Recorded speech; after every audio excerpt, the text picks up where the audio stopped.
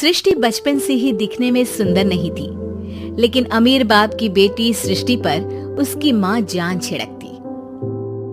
मेरी बेटी कितनी प्यारी है, भगवान सबको सृष्टि जैसी बेटी दे। सृष्टि धीरे धीरे बड़ी होती है। एक दिन सृष्टि की सहेली कहती है, तू दिखने में कितनी अजीब सी है, लेकिन मैं जानती हूँ हम सब में सबसे अच्छी शादी तो तेरी ही होगी। तेरे पापा अमीर जो हैं। और बता नहीं सकते यार, दहेज तो हर कोई देता है, ये क्या ज्यादा ले जाएगी अपने पति के लिए? अरे बड़े शहर में कोठी है इसके पापा की। अरे पापा की है ना, कौन सी इसकी है? इसकी होती तब तो कोई भी लड़का इससे शादी कर लेता। अरे पापा की मतलब पापा की है तो मेरी ही है ना? किसने कहा? अब तेरी तो तब होगी ना जब तेरा भाई ना हो। वैसे भी शादी के बाद सारी प्रॉपर्टी भाई के नाम होती है। सृष्टि समझ जाती है कि उसे किसी भी हालत में माँ बाप की सारी प्रॉपर्टी को अपने नाम करना है, लेकिन कैसे?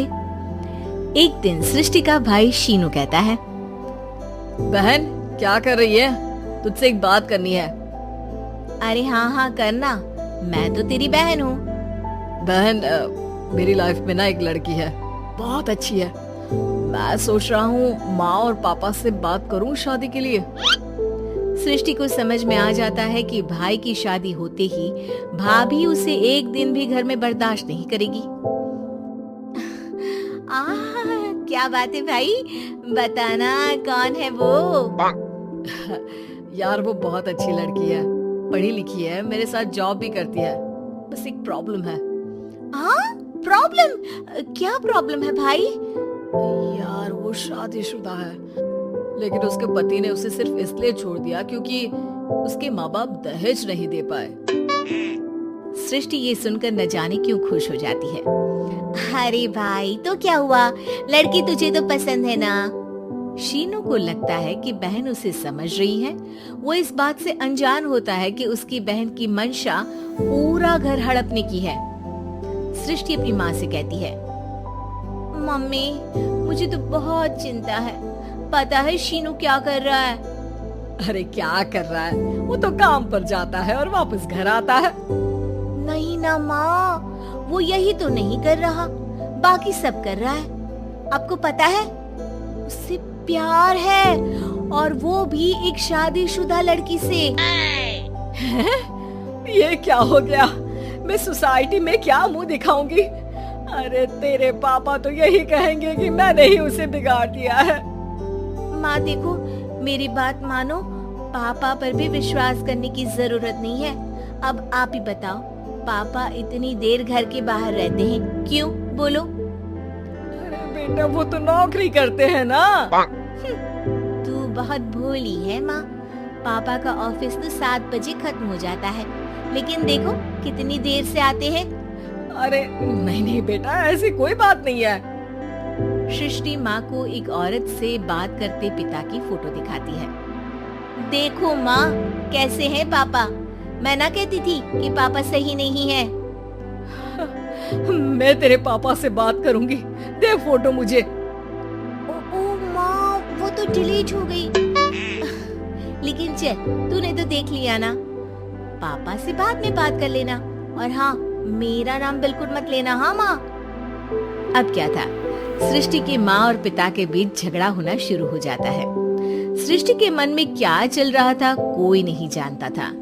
एक दिन, माँ सृष्टि के लिए एक लड़का देखा है, वो लोग शाम को उसे देखने आने वाले हैं। और हाँ माँ, एक खुशखबरी, मैं और पापा मिलकर एक नया बिजनेस ट्राई कर रहे हैं। शाम को लड़का आता है, सांवले रंग का। सृष्टि को तो बिल्कुल भी पसंद नहीं आता। लड़की की माँ कहती है, लड़की का चेहरा तो कोई खास नहीं, लेकिन अगर मेरे बेटे को आप लोग सेटल कर दें तो मैं उसकी शादी आपकी बेटी से करवा दूं। सृष्टि को लड़का बिल्कुल पसंद नहीं था। उसे भाई पर गुस्सा आ जाता है। लड़के वालों के जाने के बाद कहती है, माँ देखा शीनू मेरे लिए कैसा लड़का लेकर आया, न दिखाने लायक न सुनने लायक, सेटल भी नहीं, वो भी हम करे।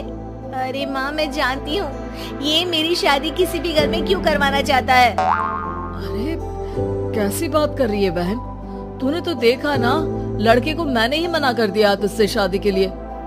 जिसने लड़का बताया था उसने उसकी बहुत तारीफ की थी। बात आई गई हो जाती है, लेकिन सृष्टि का मन शांत नहीं होता। क्या करूँ, कुछ समझ में नहीं आ रहा। मेरी शादी हो गई तो ये लोग पूरी प्रॉपर्टी शीनू के नाम कर देंगे। मेरे हाथ तो कुछ लगेगा ही नहीं।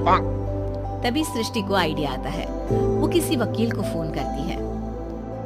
जी देखिए, अगर आपके मम्मी पापा का तलाक हो जाता है तो आपके पिता की आधी प्रॉपर्टी आपकी माँ के नाम हो जाएगी, फिर उसे वो किसी को भी दे सकती है। सृष्टि अब माँ को बेटे के खिलाफ भरती है। माँ, शीनू पर नजर रखा करो। वो जिस लड़की के प्यार में है ना, वो शादीशुदा है। यहाँ आएगी, सारा पैसा, रुपया, जमीन, जायदाद सब हड़प लेगी। पापा का भी हाल तुमसे छुपा नहीं है। ऐसा ना हो कि मैं और आप एक दिन सड़क पर भीख मांगे। हे भगवान, मैं तो जीते जी मर जाऊंगी अगर ऐसा हो गया तो। ऐसा हो गया नहीं माँ, ऐसा ही होगा। अभी समय है, आगे का सोच लो। मैं तो कहती हूँ पापा से आधी प्रॉपर्टी लेकर अलग हो जाओ। पापा की आधी प्रॉपर्टी भी हम लोगों को अगर मिल जाती है ना, तो अगले 7 जन्म सफल समझो। बेचारी माँ बेटी के कहने पर पति से तलाक लेकर अलग हो जाती है। सृष्टि अब पैसों से गाड़ी और अपने दूसरे महंगे शौक पूरे करने लगी। उसके दोस्त भी उसके पैसे इस्तेमाल करते। सृष्टि, कल तुम कहाँ थी? मैं सारा दिन घर पर अकेली थी। तो मैं क्या करूं? मैंने ठेका तो नहीं लिया है ना तुम्हें संभालने का। माँ को सृष्टि से ये उम्मीद नहीं थी। वो बैठकर रोने लगती है। वहीं उसका पति यानी कि सृष्टि के पिता आ जाते हैं। मैं जानता था कि तुम्हारा यही हाल होगा, तो आपने मुझे रोका क्यों नहीं? मैं रोकता तो तुम रुकती क्या?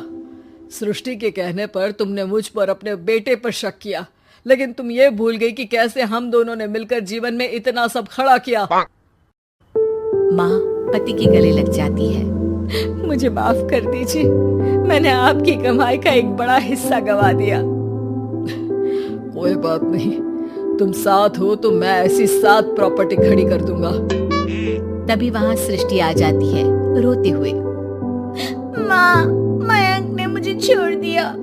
वो बोल रहा था जब तक मेरे पास पैसे थे तब तक ही वो मेरे साथ था। पापा, माँ, मुझे माफ कर दीजिए।